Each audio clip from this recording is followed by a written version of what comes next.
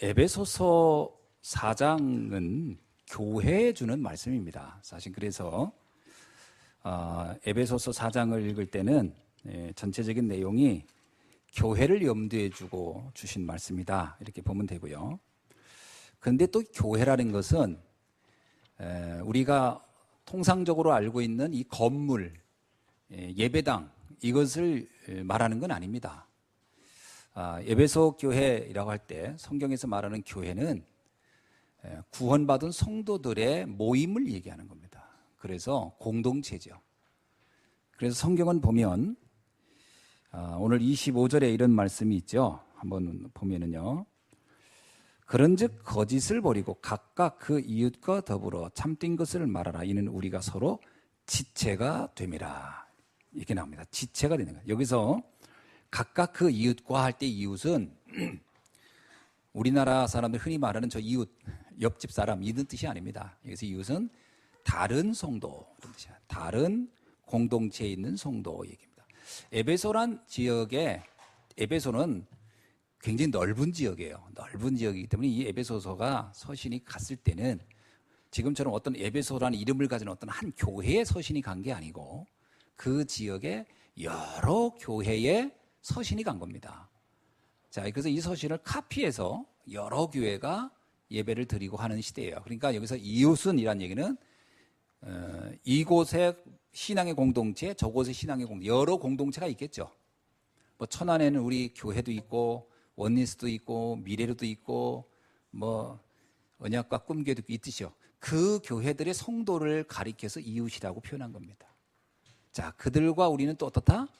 한 지체가 됩니다. 그러니까 그리스도를 고백한 사람들은 그게 다 교회라는 거예요. 그래서 이 이제 에베소서를 읽으면서 이런 언어들의 이해도 조금 할 필요가 있겠죠. 우리나라 번역이 우리나라 단어가 그때 이런 성경적인 언어들이 없기 때문에 번역할 때 부득이 우리가 흔히 쓰고 있는 단어를 갖다가 이렇게 번역을 한 것이지 사실은 이 번역을 설명 안 하면 이해가 잘 안 되는 단어들이에요. 자, 그래서 바울은 뭐라고 얘기했냐면 고린도전서 12장 12절로 31절에서 교회를 설명할 때 설명할 게 별로 없었어요. 교회라는 게 이제 처음 탄생하고 막 그러니까 그렇잖아요. 마가다락방에서의 교회거든요. 그 교회를 설명하려고 하니까 뭐라고 설명했냐면 교회는 마치 사람의 몸과 같은 것이다 이렇게 얘기했어요. 그래서 머리는 그리스도시고 성도들은 각 팔, 다리, 코, 눈 이렇게 지체들이다. 이게 하나를 이루어서 완전한 몸을 이루듯이 우리는 그리스도를 중심으로 하나의 완전한 몸, 완전체가 교회다.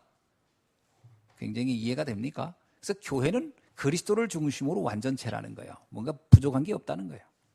그리고 모든 성도는 다 소중하다라는 의미를 담고 있어요.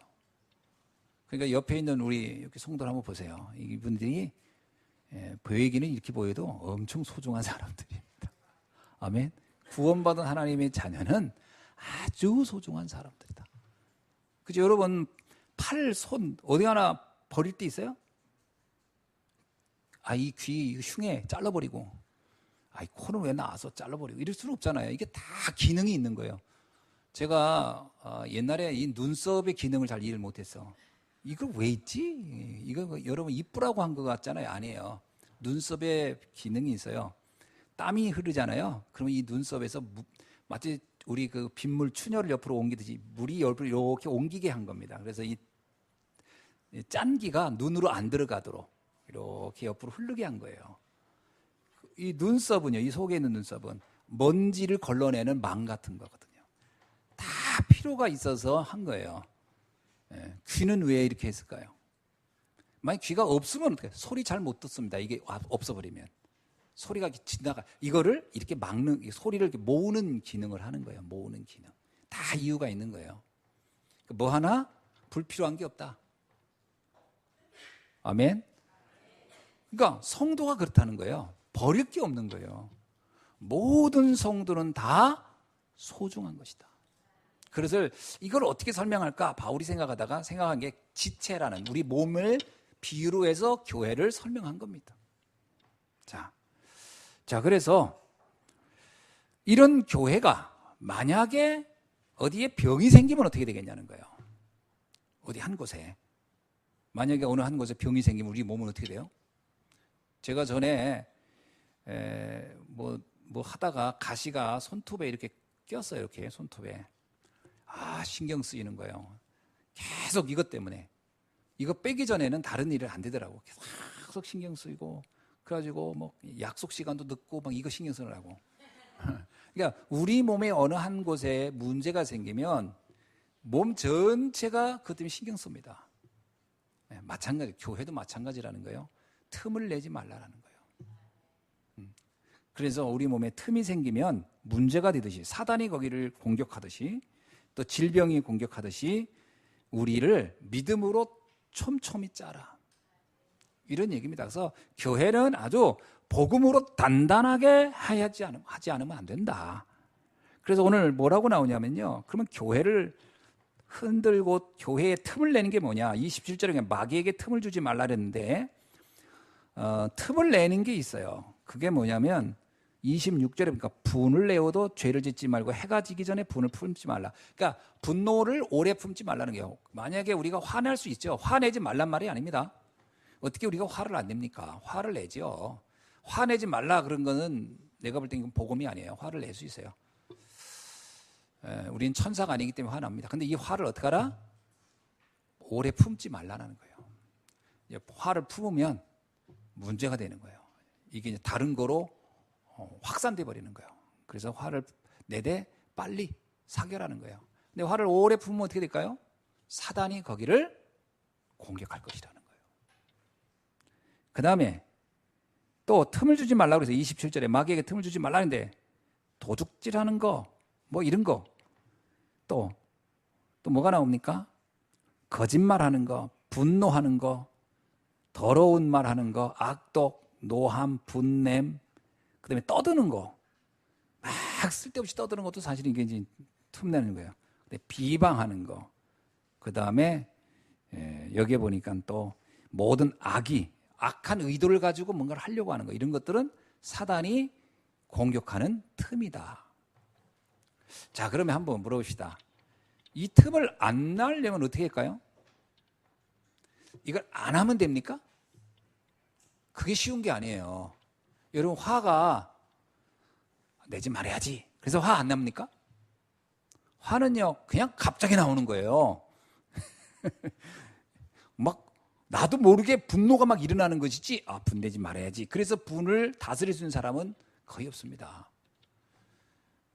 내가 보기에는 사람들이 속으로 내는 거지 겉으로는 지금 참는 거지 안 내는 사람은 없을 거예요. 다 냅니다. 열받는 거, 화낸 거, 막 여기 나오는 거 보세요. 거짓말, 막 분노, 도둑질, 막 더러운 말, 악독, 노함, 분냄, 떠드는 거, 비방, 그다음에 악한 의도. 이게 의식해서 다스릴 수 있는 게 아니에요. 그럼 어떻게 하면 될까요? 이게 문제라. 이거를 내가 노력해서 안 하려고 한다. 그건 종교입니다. 종교예요, 종교. 종교가 뭔지 아세요? 내 힘으로 하려는 겁니다. 여러분의 어떤 문제를 내가 힘으로 해결하려고 한다. 해결이 됩니까? 하는 척 하는 것이지 되는 건 아니에요. 그렇게는 사람이 못 살아요. 어떻게 해야 되냐? 성경이 이렇게 말하고 있습니다. 성령을 받으라는 거예요. 성령 충만하면 된다는 거예요. 이건 또 무슨 말이죠? 자, 이 말을 이제 해석이 필요한 겁니다. 이거는 아주 영적인 표현이기 때문에. 자, 예를 들어서 한 예를 듭시다. 내가 너무 좋은 일이 있어. 좋은 일이 있어요. 너무나 좋은 일이 생겼어. 근데 옆에 사람이 나를 약간, 옛날에는 무슨 말하면 열받아. 근데 그날은 그 말해도 열이 나요, 안 나요? 내가 너무 기분 좋은 날이야, 오늘. 잘 이해가 안 되는 보다. 복권을 딱 오늘 내가 복권이 당첨됐는데 100억이 걸렸어. 오늘 100억 걸려서. 그래서 이제 100억을 받으러 오라고 했어. 좋겠죠. 근데 내 차를 누가 긁었어. 그러면 어때요, 여러분? 그 긁은 놈 찾아가지고 막 따지고 막 고발하고 막 합니까? 차 바꾸라는 얘기구나. 바꾸겠죠. 무슨 얘기냐면 내가 너무 좋은 일이 생기면 다른 문제가 되는 문제들이 문제화되지 않습니다.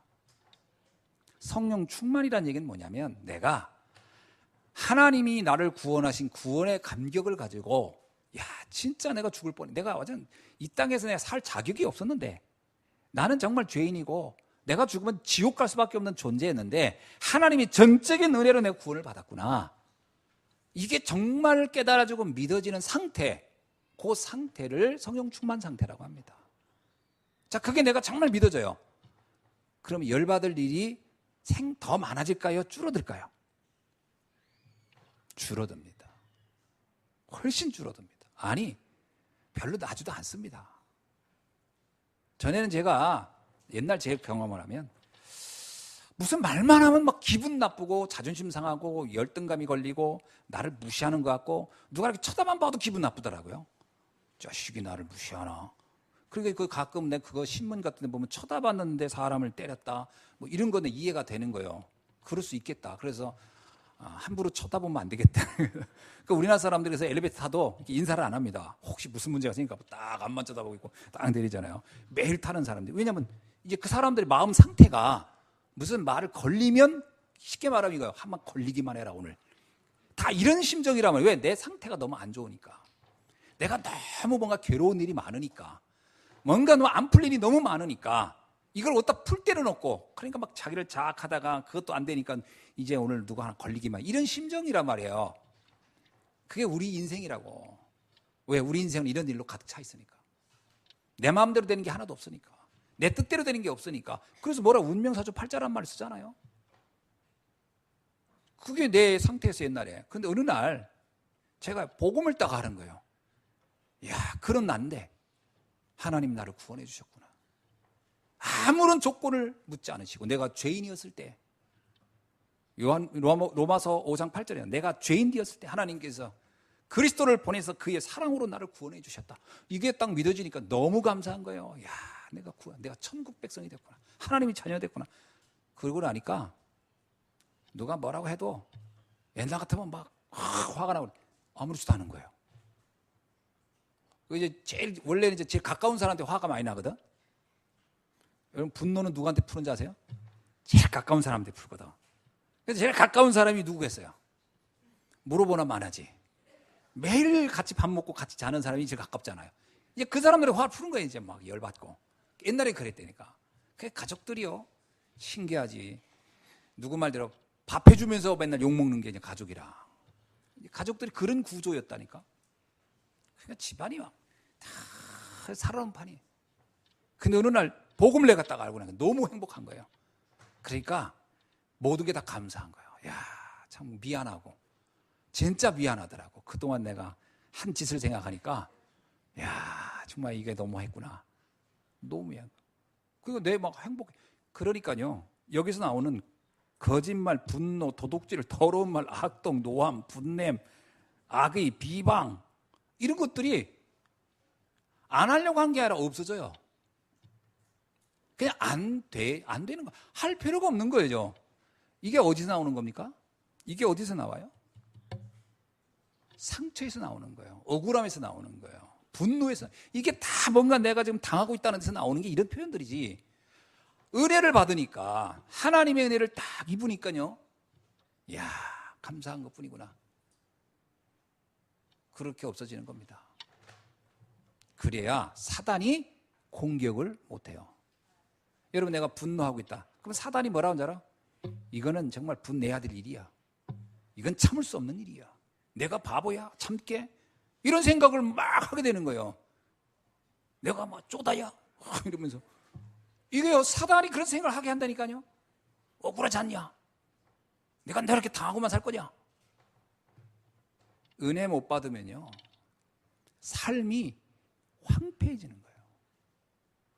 그러니까 여러분 착하라는 말이 아닙니다. 착할 수 없습니다. 우리가 어떻게 착합니까? 성령 충만해야 돼요. 그래야 내 마음에 그 모든 찌꺼기 같은 감정들이 빠져나가는 거예요. 그걸 성령 충만이라고 하는 겁니다. 이 성령 충만을 너무 이상하게 오해해가지고 막 기도원 가가지고 막 성령이 오셨네 하고서 외쳐야 성령 충만한 줄 알고 그러다가 오다가 이제 내가 봤잖아요. 옛날에 오살리 금식 기도원 가가지고 금식했거든. 성령 충만 받겠다고 옛날에 잘 모를 때 성령 충만 주여 성령 주옵소서 막 기도하고 방언 막 나도 방언하게 하시고 딱 성령 충만 엄청 했거든. 그랬더니 내 앞에 있는 사람은 더해. 막 이 사람들은 막 엉덩이가 들썩들썩하면서 막 닭똥 같은 눈물 뚝뚝 흘려가면서 어떤 사람은 막 그 방석 같고 하다 보니까 방석이 밀려가지고 저 앞으로 가. 막 이러면서 기도하니까 어느 날 보면 내 앞에 있는데 뭐 이렇게 저기가 있는 거예요. 와 대단하다. 대단한 사람들이야. 그래서 야, 대단하다. 난 이거 근처도 못 가겠네. 야, 이 사람들 성령 충만하구나. 그렇게 생각했지. 앵걸 딱 나오는데 셔틀버스가 있는데요. 셔틀버스에 사람이 이제 한정돼 있잖아요. 많은 사람이 나오고 차는 한정돼 있고 갖고 왔던 그 보따리를 막 확 자리다 집어던지고 먼저 자리 차지하느라고 그래서 한참 가야 되니까 먼저 탄 사람이 누가 보따리를 나보다 던졌냐고 거기서 싸움이 붙었어. 누가요? 성령 충만했다는 사람들이 막 보따리 가지고 서로 자리 가지고 싸우는 거야. 그러면서 이제 막 욕도 나오더라고. 막 서로 막 그걸 내가 가만히 보면서 이게 착각이구나. 저게 무슨 성령 충만이냐. 저건 아니지 않냐. 내 미친 짓이구나. 내가 다시는 내가 여기 와서 이 짓을 하나 봐라. 그날 이후로 안 갔어요 제가. 그리고 일단 내가 굶기는 왜 굶어 미쳤지. 잘 먹어야지. 그 굶어가면서 그 방석을 밀면서 앞에까지 닭똥 같은 눈물 흘리는 게 아무 소용이 없다는 걸 그때 딱 본 거예요. 그 너무 사소한 문제 앞에. 무슨 그 분노, 원망 이게 해결이 됩니까? 안 돼요. 그렇게 안 된다는 걸 그때 한 거예요. 이제 그런 사람들 교회에 모였다? 난리 나는 거예요. 교회에 모였다. 밥 먹는데 밥이 내 앞에 떨어졌다? 이게 웬일이냐? 밥 한 사람 나오라. 이렇게 되는 거지 뭐. 문제가 뭡니까? 상황이 아니에요. 내 영적 상태지. 상태가 문제예요. 상태가. 그래서 막 열심히 착하라, 노력해라 이런 말이 아닙니다. 은혜를 깨달아야 돼요. 그러면 가장 먼저 그것을 깨닫게 되면요. 성도들이 너무 소중해 보여요. 너무 소중해 봅니다. 그렇죠?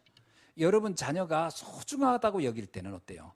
자녀가 좀 실수하고 그런 거 아무 문제 안 돼요. 근데 소중하다 않다고 여기면 그 작은 실수나 이런 것들이 사실 용납이 잘 안 되잖아요. 소중하게 보이는 겁니다. 성도들이 소중하게 보이는 거예요. 모든 사람은 다 나를 포함해서 우리는 죄인이었는데 하나님의 은혜로 우리를 구원하여 하나님 자녀 되었구나. 이 모든 사람은 다 하나님 자녀 아니냐? 그래서 지체라는 거예요. 서로 지체가 됨이라. 모든 사람은 하나님의 자녀다. 하나님이 택한 사람들이다. 네가 함부로 판단하면 안 된다. 그런 얘기죠. 옆 사람 한번 보세요. 너무 소중한 사람하고 같이 예배드리고 있습니다. 만나서 정말 제가 영광입니다. 이렇게 한번 해보세요. 영광이. 이렇게 소중한 사람하고 함께 있는 게 영광이죠. 너무 영광이지. 저는 여러분을 뵈면서 저하고 여러분이잖아요. 이렇게 얼마나 제 영광인지 몰라요. 하나님의 자녀인 된 분들과 함께 있다는 게. 네? 그래서 시편 16편 3절에는 이렇게 써 있어요. 땅에 있는 성도들은 존귀한 자다. 성도는요, 존귀한 존재입니다. 사도행전 20장 28절에 뭐라고 나오냐면 하나님은 자기 피를 흘려 사신 교회다 이렇게 표현해요. 그게 뭐예요? 성도 한 사람 한 사람은 주님이 십자가의 죽으심으로 구원한 사람이니까.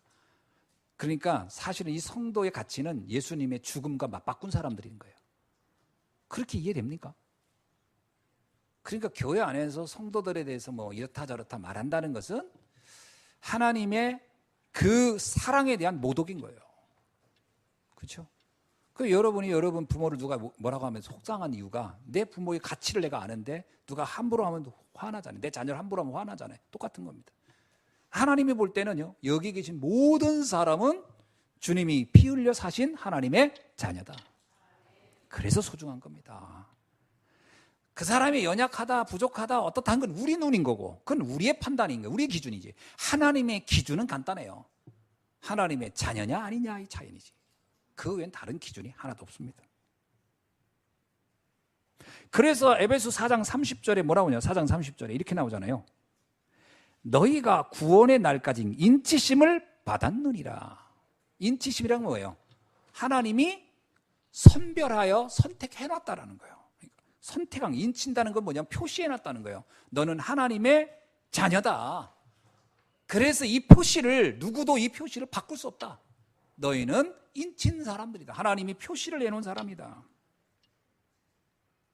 그래서 4장 32절에 뭐라고 나오냐면 서로 친절하게 하고 서로 불쌍히 여긴다는 게 뭐예요? 그 사람이 좀 부족하고 뭔가 있으면 안타까워 여기고 그를 위해서 도와주려고 하고 서로를 용서하라는 게, 어떻게 용서하냐?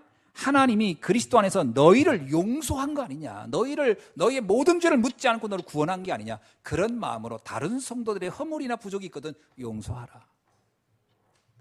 그게 성도의 가치에 대한 이야기를 하고 있는 겁니다.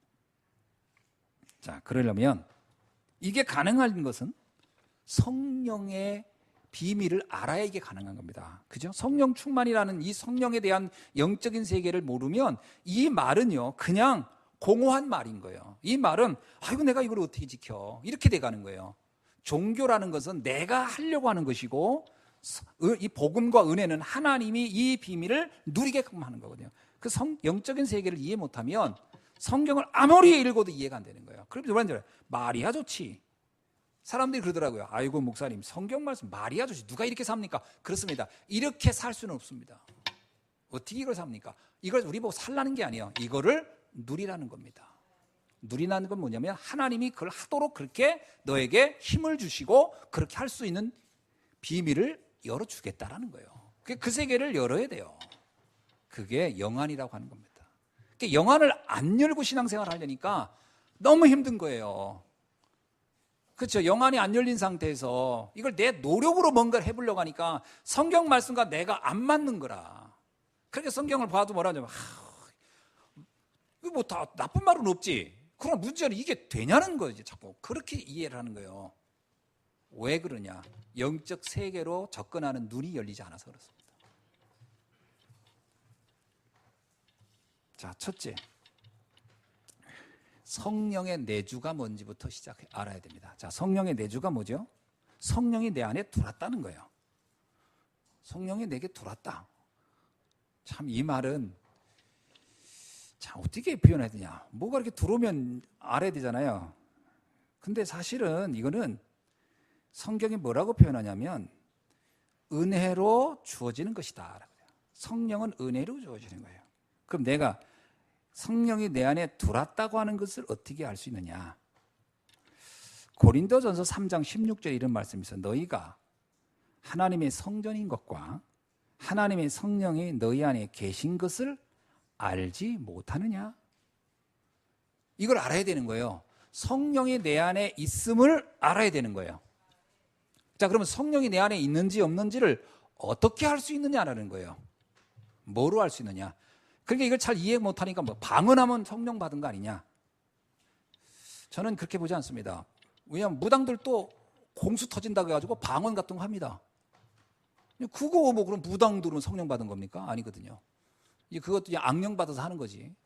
그러니까 이 성령을 내 안에 성령이 임했다라는 것을 뭐로 알 수 있느냐는 게 그 증거가 있어요. 고린도전서 2장 10절을 한번 볼게요.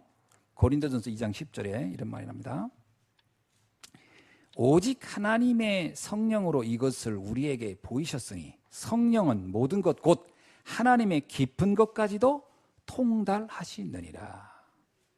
성령이 임했다는 것을 알 수 있는 건 뭐냐면 하나님이 우리에게 알려주려고 하는 깊은 영적 세계를 내가 알게 될 때 그게 성령이 내게 임한 겁니다. 그러면 그 깊은 세계가 뭐냐? 첫째는 뭐냐면요, 사단의 존재가 이해되는 거예요. 사단의 존재가 깊은 세계입니다. 여러분, 사단은 보이지 않는 흑암의 영입니다. 그 요한계시록 12장에 보면 타락한 천사가 인간의 삶을 지배한다라고 하는 표현이 나와요. 그러니까 이 사단이라는 존재가 이해가 안 되면 깊은 세계에 통달이 안 돼요. 그리고 창세기 3장에 보면 인간이 왜 이렇게 비참하게 됐느냐? 그 사단이 인간의 삶 속에 개입하면서 인간은 원래 영적 존재로 창조됐어요. 인간만 하나님의 형상을 가지고 창조됐어요. 창세기 1장 27절에. 인간만 영적 존재입니다. 그래서 만물의 영장이란 말을 쓰는 거예요. 그래서 인간은, 그 인간에게는 하나님이 하나님의 형상대로 창조할 뿐만 아니라 아무리 인간이 부족해 보여도요, 그 인간에게는 하나님의 엄청난 영적 비밀을 심어줬어요. 그게 뭐냐? 세상을 정복하고 다스리는 비밀이에요. 이게 인간입니다. 그래서 인간보다 뛰어난 존재는 피조물은 지구상에 존재하지 않는 거예요. 그래서 인간이 모든 걸 다 정복하고 지배할 수 있어요. 여러분, 인간은요, 사자도 지배하고 호랑이도 지배하고요, 물개도 지배하고 범고래도 지배하고 코끼리도 지배하고 다 지배합니다. 그래가지고 뭐 서커스 쓰기도 하고 뭐 일을 시키기도 하고 다 하는 겁니다. 지배할 능력이 인간에게 있는 거예요. 그럼 내가 소하고 의논합니까? 그 소하고 나오면 계약을 씁니까? 야, 소, 너 오늘부터 일해줘. 그럼 내가 밥 먹여줄게. 계약서 쓰는 게 아니에요. 갖다가 시키는 거예요, 그냥. 그게 영적 힘이거든요. 지배하는 겁니다, 지배. 그게 인간에게 주어진 힘이에요. 여러분, 다른 동물이 다른 동물을 지배를 못 합니다. 그냥 잡아먹어버리든가 그냥 그런 것이지. 다스리는 게 아니에요.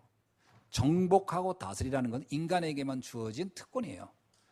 그리고 그 인간이 어디서 살게 됐냐? 에덴 동산이라는 곳에서 살게 된 거예요. 그것을 가장, 인간이 영적 세계가 이해될 때 인간은 가장 행복한 존재예요. 근데 그 인간이 언제부터 무너지기 시작했냐? 사단이 인간의 역사에 개입해서 하나님과 함께하는 비밀을 모르게 했을 때부터. 성경이 가장 심각하게 말하는 건 뭐냐면 인간이 하나님을 떠난 문제라는, 이거를 원죄라고 합니다. 죄 중에 가장 큰 문제는요, 하나님을 떠난 죄예요. 물고기가 물을 떠난 게 가장 심각한 거고 나무가 흙을 빠져나오는 게 제일 심각한 것처럼 인간이 하나님을 떠난 게 가장 심각한 거예요. 모든 저주 재앙의 원인이 거기서부터 온 거예요. 그래서 결국 인간의 삶은 이미 사는 동안에도 지옥을 맛보며 살게 돼 있어요. 그것이 창세기 3장 16절로 19절의 삶입니다. 이미 사는 동안에도 최고 열심히, 거기 나오잖아요. 땀을 흘리며 밤 수고를 엄청 할 것이다. 먹고 살려고. 그러나 그 땅은 너를 도와주지 않을 것이다. 왜? 엉겅퀴와 가시덤불이 가득할 것이다. 무슨 얘기냐면 네 수고대로 되지 않을 것이다. 네 노력대로 안 될 것이다. 네 계획대로 되는 게 아무것도 없을 것이다. 그 얘기예요. 그래서 뭐예요? 여러분, 사람들이 인생하거든요. 내가 하면 안 되는 게 없어. 아닐 거라는 거예요. 그렇지 않을 거라는 거예요. 보통 이러잖아요. 옛날에 그런 거 있죠. 남자는 여자하기 나름이에요. 뭐 그러잖아요. 그렇게 됩니까? 그렇게 안 됩니다. 여자가 어떻게 막 여우를 떨고 그러고 남자가 바뀝니까? 안 바뀝니다. 그거 다 쓸데없는 헛수고예요. 사람의 계획대로 되는 게 아무것도 없는 거예요. 그게 뭐냐면 이 땅의 삶 자체가, 그래서 삶도 지옥처럼 산다는 거예요. 왜냐? 너의 인생이 엉겅퀴. 보세요. 아담과 하와가 뭐라면 나의 살 중에 살, 뼈 중에 뼈. 부부 사이가 엄청 좋았어요. 그 막 눈에 뭐 그냥 콩깍지 껴가지고 나 이 남자 없으면 못 살아, 이 여자 없으면 못 살아. 그래놓고 결혼하고 한 1, 2년 산다. 이 인간 때문에 내가 못 살겠어. 그러고서 또 왼수되는 이유가 뭔지 아세요? 성경에 나와요. 그 남자는 너를 지배할 것이다.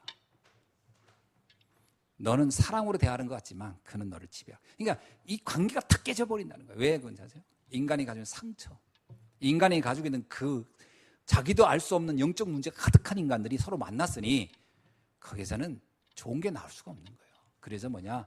살아있으나 지옥처럼 살 것이다. 그리고 마지막에 뭐래요? 너는 흙에서 왔으니 흙으로 돌아갈 것이다. 아무런 의미 없는 존재가 되어서 영원히 저주받을 것이다. 그게 인간이라는 거예요. 그러니 이게 얼마나 비참합니까? 이게 영적 문제예요. 이거를 깨달으라는 거예요. 이게 영적의 깊은 세계입니다. 깊은 세계에 통달해야 돼요. 이걸 알아야 돼요. 그걸 성령이 돕지 않고는 이 세계를 이해할 수가 없어요. 성령의 도움을 못 받은 사람, 성령의 은혜가 임하지 못한 사람이 특징이 있어요. 내가 노력하면 된다 생각하는 사람 있죠. 영적 세계 전혀 모르는 사람입니다. 저는 만나서 대화해보면요, 이 사람이 영적으로 아는 사람이다, 아니다. 기준은 딱 하나예요. 내가 노력하면 뭘 할 수 있어요.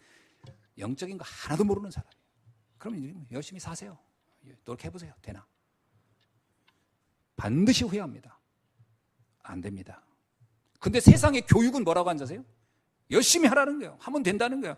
하면 된다. 할 수 있다. 군대 가면 뭐냐? 하라, 하자, 뭐. 군대 뭐 구호 다 그런 거예요. 뭐 하자, 할 수 있다, 하면 된다. 되긴 뭐가 돼요? 다 망했는데. 안 됩니다. 그걸 이해하는 거예요. 아, 내 노력으로 되는 게 아니구나.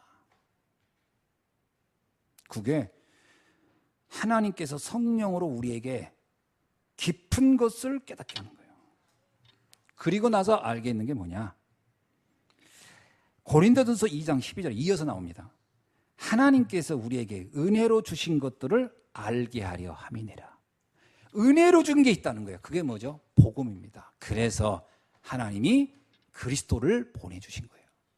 창세기 3장 15절 여자의 후손이 와서 뱀의 머리를 짓밟을 것이다. 너를 비참하게 하고 너를 저주로 만들고 너를 지금까지 지옥처럼 살게 한 그 원인자의 머리를 박살내버릴 것이다. 그게 하나님이 우리에게 은혜로 주신 것들입니다. 그것을 깨닫게 되면 된다는 거예요. 그리스도를 알면요, 그때부터 인생의 운명 저주 팔자에서 빠져나옵니다. 그게 하나님이 우리에게 성령을 통해 주신 거예요. 이게 이해됐다. 아, 이게 뭔 말인지 알겠다. 은혜 받은 겁니다. 이게요, 참, 전에 제가 뭐 서울대 나오셔가지고 무슨 그룹에서 일하시고 막 했던 분이 있었잖아요. 우리 교회도 오셨었고. 진짜 똑똑하시더라고요, 역시. 뭐 서울대 나온 분이라 그런지 아는 것도 많고, 그 노인 양반이 영어도 잘하고 막 거기다가 막 아랍어도 하더라고.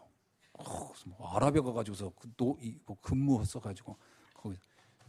근데 영적인 얘기하면 잘 몰라요. 이건 공부를 가지고 터득하는 게 아니에요. 그래 어떻게 됐습니까? 그 영적 세계 모르시니까 그분 삶이 완전히 다 망해버렸잖아요. 자기는 그렇게 열심히 거기서 승승장구하면 대단한 위치에 오를 줄 알았는데 자기도 모르는 사이에 회사와 자기 영적 문제가 와가지고 다 무너져 버렸잖아요. 제가 그거 그때 보면서 느낀 거예요. 그래, 이렇게 똑똑해도 자기 인생이 어떻게 될지는 모르고 있었구나.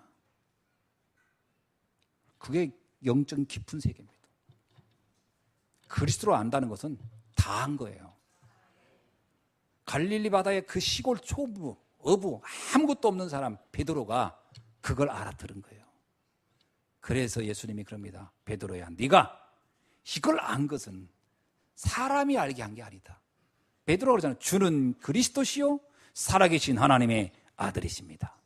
그때 베드로에게 얘기합니다. 이건 사람이 너에게 알게 한 게 아니다. 하늘에 계신 내 아버지께서, 성령께서 이것을 내게 알게 했구나. 그러면서 주신 얘기예요. 이제는 음부의 권세가, 저주와 이 어떤 재앙도 너를 건드리지 못할 것이다. 이 비밀을 여러분이 붙잡기를 주의 이름으로 축원합니다. 이게 성령 내주의 비밀이에요. 여러분이 정말 이 그리스도가 이해되면요, 다 끝난 거예요. 그래서 고린도전서 12장 3절에 이런 말씀이 있어요. 성령으로 아니하고는 누구든지 예수를 주시라 할 수 없느니라. 참 엄청난 거죠. 제가 예수가 그리스도구나, 그 예수님이 이 땅에 와서 사단과 지옥과 저주의 모든 걸 해결하러 오신 그리스도였구나를 알았을 때 정말 충격이었어요. 그 예수님이 내가 믿기만 하면 그 축복 속에 내가 들어간다는 걸 알았을 때 정말 충격이었어요. 오늘 이 비밀이 여러분들에게 믿어지는 날이 되길 주의 이름으로 축원합니다. 그래서 에베소서 2장 8절에 이 믿음도요, 성령의 은혜로 가능한 거예요. 너희는 그 은혜에 의하여 믿음으로 말미암아 구원을 받았으니 이것은 너희에게서 난 것이 아니요 하나님의 선물이니라. 그래서 예수가 그리스도로 믿어지는 그 자체가 가장 완전한 성령의 내주의 증거인 줄로 믿습니다. 아멘. 아, 예수가 그리스도구나. 그게 믿어지면 성령께서 여러분의 인생을 지금부터 이끌어 가시는 줄로 믿습니다. 두 번째는 성령의 인도입니다. 그 성령이 나를 어떻게 인도해 가느냐. 성령은 우리에게 진리의 영이 요한복음 16장 13절에 보니까 진리의 성령이 오시면 그가 너희를 모든 진리 가운데로 인도하시리라. 그러면서 그는 스스로 말하지 않고 오직 들은 것을 말하며 장래의 일을 너에게 알리시리라. 여러분의 미래를 성령께서 이미 알고 인도해 간다는 겁니다. 제가 성도님들 만날 때 제일 많이 하는 표현이 이거 있더라고요. 목사님, 앞으로 제가 어떻게 될지 걱정이에요. 뭘 해야 될지 염려가 돼요. 그 얘기를 참 많이 하시거든요. 물론 저 불신자분들도 그 고민 때문에 무당을 찾아가기도 하겠죠. 근데 성령께서 함께하는 분은 미래를 걱정할 필요가 없습니다. 제가요, 이래봬도 엄청 미래 걱정 엄청 했던 사람이에요. 앞으로 난 뭐 먹고 살지, 앞으로 어떻게 돼야지. 그래가지고 매일 한숨 쉬었어요. 그 미래가 안 보이니까. 진짜 걱정되더라고요. 옛날에 우리 성도님 3명 앉혀놓고 내가 그 목회를 하는데 미래가 암담하더라고. 앞으로가 어떻게 될지 모르겠는 거야. 이러다 굶어 죽는 거 아닐까. 별 걱정 다 했어요. 근데 복음 따가고 나니까 아니다. 하나님이 나에게 이 복음을 알게 해주셨는데 내 미래를 비참하게 만들겠냐. 아멘. 하나님은요, 우리를 망하게 하는 게 하나님 뜻이 아니거든요. 사단은 우리를 공격합니다. 우리가 과거에 하나님 없이 살았던 날들이 너무 많으니까 그 틈을 가지고 공격하는 거예요. 뭐 섭섭한 거, 원망스러운 거, 막 상처 이런 게 있으니까. 그런데 이걸 복음으로 완전히 바꿔버리면 아무것도 염려될 뿐만 아니라 미래도 걱정할 필요 없는 줄 믿습니다. 하나님이 인도해 가셔요. 정확하게 인도해 갑니다. 그게 안 믿어지신다고요? 말씀을 덜 들어서 그래요. 말씀을 덜 들어서. 진짜로요.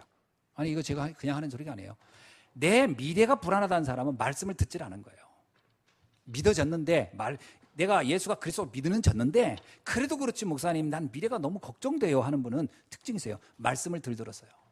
말씀은 계속 나의 길을 안내합니다. 성경에 뭐라요? 하나님의 말씀은 너의 인생의 등불이다. 그가 너의 가는 길을 안내할 것이다. 그 말씀 따라가면요, 어느 날 내 인생에 되어 있는 현장에 가 있다니까요. 축복의 자리, 응답의 자리, 정복의 자리 가 앉아 있다니까요. 회복의 자리, 치유의 자리에 가 있다니까요.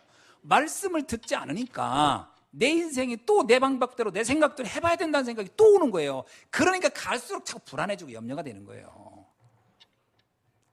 말씀의 비밀을 여러분이 누려야 할 줄을 믿습니다. 그래서요, 베드로후서 1장 21절이 뭐라고 썼냐면 하나님의 말씀은 성령으로 성령에 감동하여 썼다는 거예요. 그리고 하나님은 하나님의 말씀을 반드시 이루신다는 거예요. 그럼 여러분이 말씀 따라가면 끝나는 거예요. 근데 이 말씀을 잘 안 믿어요. 그럼 왜 안 믿어질까요? 나 목사님 말씀 들어도 안 믿어져요 하거든요. 안 믿어지는 이유가 있어요. 말씀을 덜 들어서 그래요. 덜 들어서 안 믿어지는 거예요. 로마서 8장 17절에 뭐라고 하죠? 말씀은 믿음은 들음에서 나며 들으면 하나님의 말씀으로 인한 것이라고 했어요. 들으면 믿어지는 겁니다. 덜 들어서 그래요. 믿어진 만큼 여유가 생기고 믿어지는 만큼 힘이 생기고 믿어지는 만큼 미래는 보입니다. 걱정할 게 없는 거예요. 제가 이거를 깨닫고 나서요, 뭐 여러분 중에 저를 아는 분은 아실 겁니다. 제가 말씀 듣는 자리가 있다, 만사를 제치고 저는 갑니다. 다른 것 뭐 다 다른 건 두 번째예요. 왜? 그러면 내 미래가 불안하지 않아요. 미래가 보여요. 그리고 이게 되겠구나. 그리고 지금까지 그 응답 받아 왔어요. 말씀을 잘 안 듣거든요, 성도님들이. 의외로. 그런 분들이 이제 한두 분 있는데 말씀을 듣는 걸 집중하셔야 됩니다.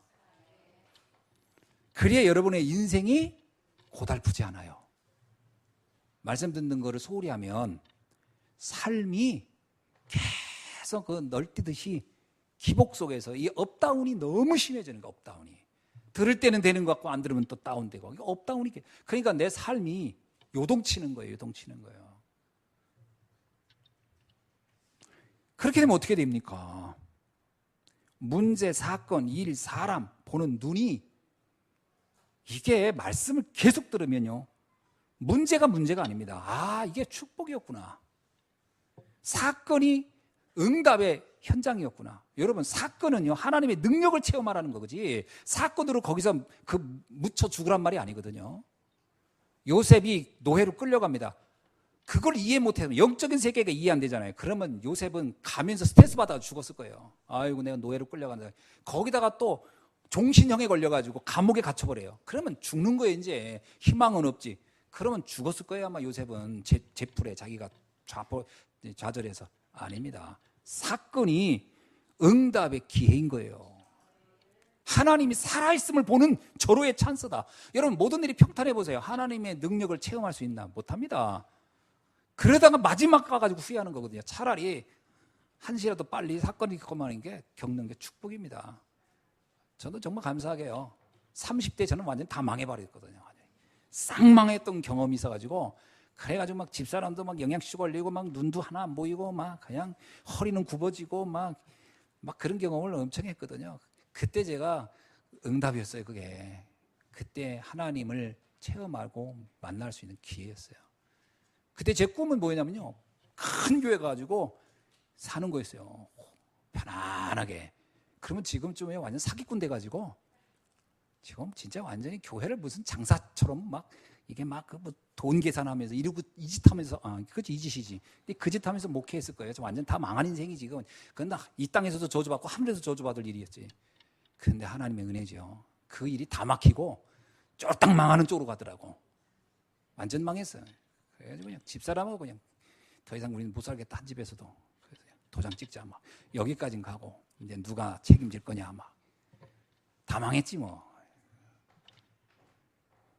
근데요, 그때 복음을 알게 된 거예요. 이게 축복이구나. 이래서 하나님의 능력을 체험할 절호의 찬스가 내게 왔구나. 다른 건 볼 게 아무것도 없어요. 근데 그때 문제 딱 터졌을 때 내게 온 딱 한 가지 확신이 있어요. 뭐냐? 사람에겐 기댈 게 아무것도 없다. 특히 나한테도 기댈 게 없어. 왜? 내 능력과 내 수준으로 해놓은 게 이렇게 다 망한 건데 뭘 또 나한테 날 기대하게. 그러니까 나한테 기대할 것도 없고, 누구한테 기댈 것도 없었고, 누가 도와줄 사람도 없었고, 완전히 망한 상태에서 딱 한 군데만 열려 있었어요. 하늘. 진짜 하늘만 열렸어요. 그들 억지다 보고, 하나님, 저는 하나님 외에는 방법이 없네요. 딱 그렇게 됐었어요. 그게 축복의 시작이었어요. 여러분, 문제가 있습니까? 하나님을 바라보세요. 시편에 뭐라고 나오냐니까, 여러분. 시편 121편에 내가 산을 향하여 눈을 돌리라. 나의 도움이 어디서 올까? 여러분, 도움이 어디서 올 것 같습니까?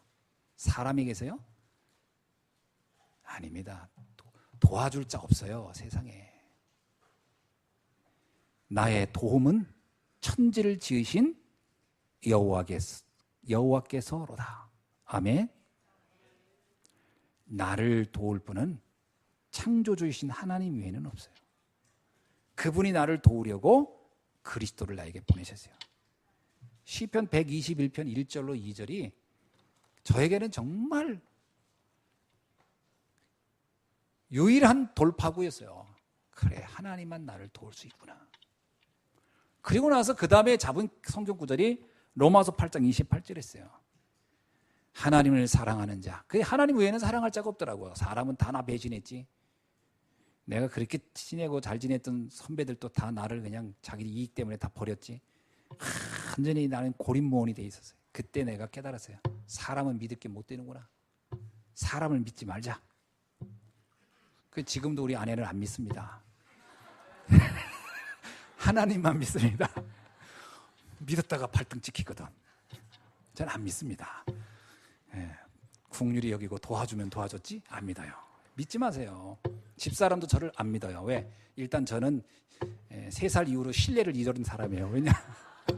제가 우리 집사람들이 그러거든. 당신 나하고 결혼하면 손에 물 한 방울 안 묻게 해줄게. 웬걸 주부습진 다 걸리게 해놓거든. 그러니까 이게 나를 믿으면 안 돼. 그러니까 나도 그 해줄 능력이 안 되더라고. 큰 소리만 빵빵 쳤지. 사람은 믿을 게 못해. 그래서 그때 하나님을 바라본 거야. 하나님을 바라봐. 그러면서 제가 깨달은 게, 하나님을 사랑하는 자, 그 뜻대로 부르심을 입은 자들은 모든 것이 합력하여 선을 이루노니라. 이렇게 일어난 일, 저렇게 일어난 일, 이런 불행한 일, 저런 재앙적인 일, 이런 고통스러운 일 다 합력하여 하나님은 선하게 만드시겠구나. 그런 믿자. 말씀 위에는 믿을 게 없었어요. 근데 신기하죠. 진짜 이 모든 게 합력하여 선을 이루어 가시는 것을 체험했어요. 그게 성령의 인도입니다. 아멘. 그래서 말씀 따라가세요. 말씀. 그럼 성령 충만은 뭡니까? 성령 충만이 되니까 진짜 그때부터 마음의 여유가 생겨요. 누림이 되는 거예요. 우선순위가 바뀌더라고요. 우선순위가. 그래, 내가 모든 우선은 말씀이고, 그리고 모든 것은 복음이고, 그리고 전도와 선교를 놓고 난 살다 간다. 성령 충만한 상태가 되니까 관심이 바뀝니다. 물론 저는 우리 아내도 사랑하고 자녀들도 사랑하고 합니다. 그러나 가장 우선순위는 사실은 복음입니다. 그리고 좀 미안하지만 저는 교회입니다. 목사로서. 저는 가정도 둘째입니다. 저는 그래요. 전 교회가 우선입니다. 저는 어디 멀리 갔다 오면 집부터 안 들어갑니다. 교회부터 옵니다. 저의 관심은 이거예요. 우선순위가 다 바뀐 거예요. 그리고 성도들을 볼 때 제일 행복해요. 다른 걸 행복할 때 아닙니다. 제가 가장 행복할 때 성도님들하고 만나서 포럼하고 예배드릴 때 제일 행복해요. 근데 우선순위가 다 바뀌었어요. 다른 건 다 두 번째, 세 번째. 우선순위가 바뀌었다. 두 번째는 영적인 서밋의 비밀을 알게 되는 거예요. 아, 이것이야말로 최고구나. 이것이 가장 가치 있는 것이구나. 바울이 그랬잖아요. 그리스도를 알고 나니까, 그리스도의 그 고상함을 알고 나니까 세상의 다른 모든 것들은 배설물처럼 보인다. 가치가 바뀌는 거죠. 그게 영적 서밋입니다. 가장 고상하고 가장 가치 있는 건 뭐다? 말씀과 전도와 선교의 인생을 살다 가는 거다. 저는 사실은 이렇게 우리 성도님들하고 같이 이렇게 지금까지 오면서 늘 머릿속에는 뭐냐? 어떻게 하면 복음 전할까? 어떻게 하면 선교할까? 어떻게 하면 우리 후대들을 도와서 이 복음이 증거될 수 있도록 할까? 늘 그 생각밖에 없어요, 사실은. 저는 그게 하나님이 저에게 준 축복이라고 생각합니다. 그랬더니요, 너무 감사한 게 있어요. 세상의 것이 부족하고 없을 수 있거든요. 그것 때문에 한 번도 내가 우울하거나 그것 때문에 섭섭하거나 그것 때문에 아쉽거나 그것 때문에 눌리거나 그런 적이 없어요. 사실 저는 제 이름으로 된 아파트 하나, 집 하나 없습니다. 사실은 하나도 없어요. 전 재산이 다 교회 것이죠. 그래서 우리 장로님들한테 제가 잘 보입니다. 장로님이 저보고 나가라 그러면 저는 알거지돼서 나가야 되는 입장이에요. 전 제 것이 아무것도 없어요. 근데 그거 없다고 해서 내가 그러면 우울하냐? 아니에요. 그것 때문에 내가 섭섭하냐?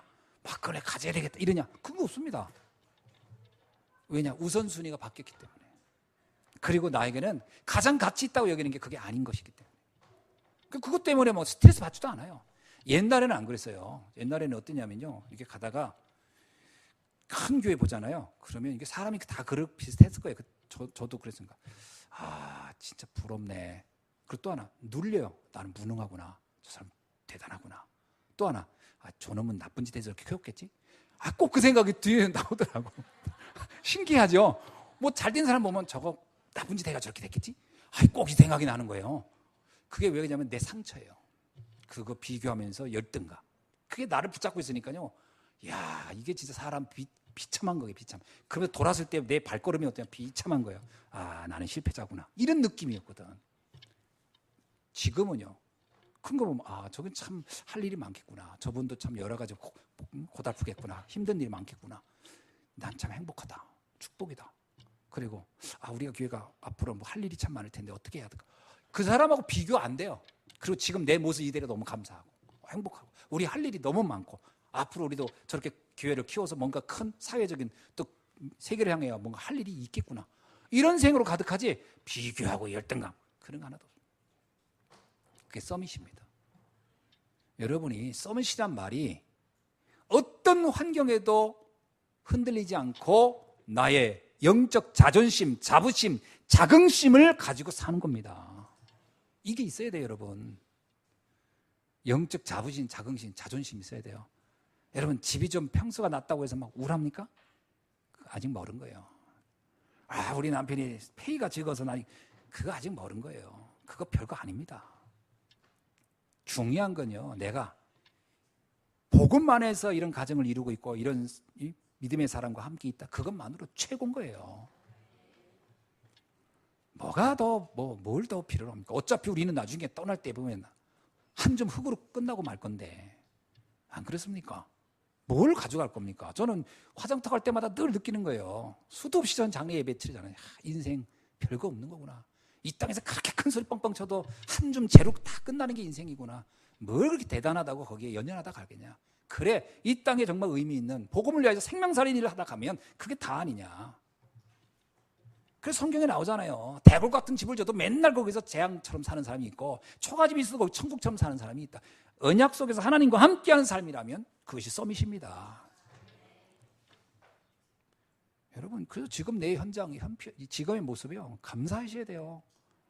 그 제가 명절 때 제일 옛날에 고민했어요. 명절 때 왠지 아세요? 성도님들 이제 명절 때 고향 쫙 갔다가 갈 때 뭡니다. 복음 전하러 가야지, 가문 복음해야지 갔었거든요, 옛날에. 그리고 딱 돌아오면 얼굴이 다 시무룩해요. 왜 그러냐면, 갔더니 우리 친구가 옛날에 공부도 못한 애가 성공해가지고 돈을 이만큼 벌어갖고 남편은 어떻고 막, 그거 막 듣고 나오면 기운이 쏙 빠져가지고 온 거예요. 그게 이제 그 영적 비밀을 몰라서 하는 것이지.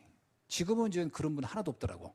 모르겠어. 내 앞에서는 이런데 속으로는 무너져 있는지. 그런데 내가 보기에는 한 분도 없어요. 왜냐? 가서 보면 아무리 성공 많이 하고 돈 많이 가, 다 불쌍한 사람들이에요. 하나님 떠나 있기 때문에. 내가 어떻게 하면 이 사람 도울까? 이런 눈 가지고 오니까요. 얼마나 당당하고 자부심이 있습니까? 맞죠? 그런 여러분이야말로 세계를 변화시킬 사람이다. 그래야 세상을 바꿀 수 있는 거예요. 그런 자부심이 있고 그런 눈이 있어야 세상에 가서 그들을 살리고 돕고, 그게 세상을 변화시키는 전도자인 겁니다. 전도라고 해서 막 다니면서 예수 믿으세요, 그 소리 치라는 게 아니에요. 그들의 아픔과 문제를 알기 때문에 그걸 살리는 사람이 되라는 거지. 그게 전도자입니다. 아멘. 자, 우리 옆 사람, 당신의 말로 시대를 살릴 전도자입니다.